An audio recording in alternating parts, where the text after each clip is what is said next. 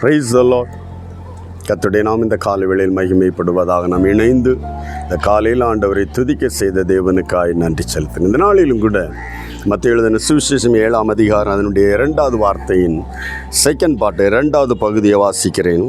நீங்கள் மற்றவர்களுக்கு அளக்கிற அளவின்படியே உங்களுக்கும் அளக்கப்படும். நல்ல ஒரு வார்த்தை.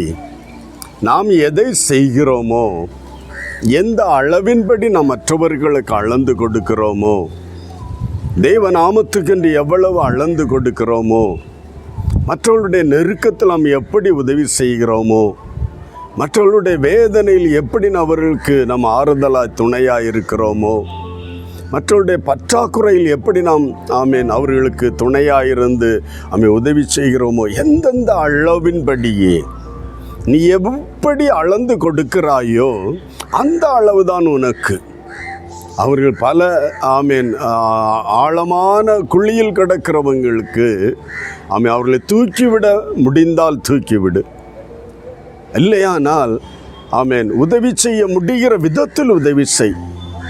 நாம் எப்படி உதவி செய்தோமோ அதே போல் நம்முடைய வாழ்க்கையில், நம்முடைய பிள்ளைகளுடைய வாழ்க்கையில் இதே போல் நெருக்கடி காலம் வரும்போது நாம் விதைத்தது தான் அறுவடையாய் வரும்.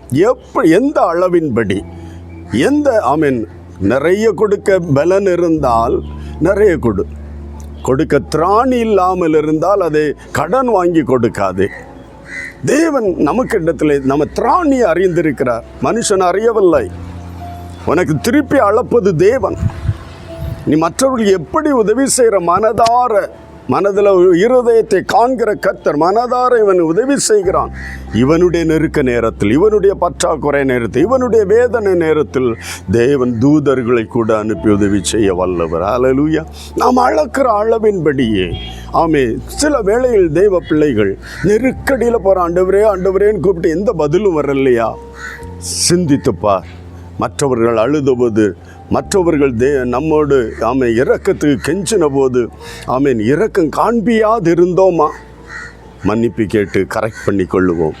தேவன் நமக்கு நிறைவான பலனை தரும்படியாய் இனி உள்ள நாட்களிலாவது உதவி செய்ய திராணி இருக்கும்போது செய்யத்தக்கவர்களுக்கு செய்யாமல் இராதே. ஸோ நம்முடைய எப்படி அளக்கிறோம் அதை நாம் அறிந்து கொள்வோம். நாம் அளக்கலாம். நமக்கு பிரச்சனை இல்லை, நம்முடைய பிள்ளைகளுடைய வாழ்க்கையில் பிரச்சனை வரும்போது அது தேவன் இதன் பலனை திருப்பி கொடுப்பார். ஹல்லேலூயா. ஆண்டவரை நோக்கி பார்ப்போம். இந்த நெருக்கடியில் நான் கொடுக்காது இருந்தது கேட்டும், என்னுடைய கையில் உதவி செய்ய திராணி இருந்தும் செய்யாமல் இருந்ததினால் எனக்கு இந்த வேதனை வந்ததோ என்று தெய்வ சந்நிதியில் விசாரித்து ஜெபத்தோடு தெய்வ சந்நிதியில் கேட்போம். நாம் ஆண்டவரிடத்தில் ஆராய்ந்து பார்ப்போம். தவறுகளை சரி செய்து மன்னிப்பை கேட்டு இரக்கத்தை பெற்றுக்கொள்வோம். நம்முடைய வாழ்க்கை வளமாய் மாறும். செபிக்கலாமா?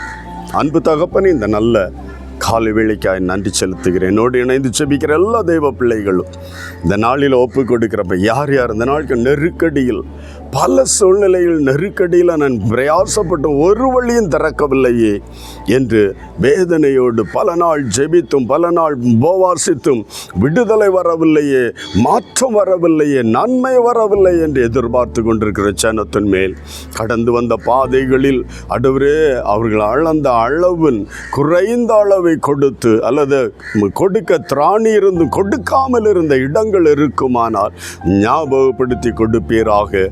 குறைவுகளை நிறைவாக்க உடைய இரத்தத்தால் கழுகி தூய்மைப்படுத்தி விடுதலை பெற்றுக்கொள்ள நன்மை உண்டாக நினைத்தருளும்படி ஒப்பு கொடுத்து செபிக்கிறோம். இந்த காலையில் நம்முடைய கரங்களை தருகிறோம்.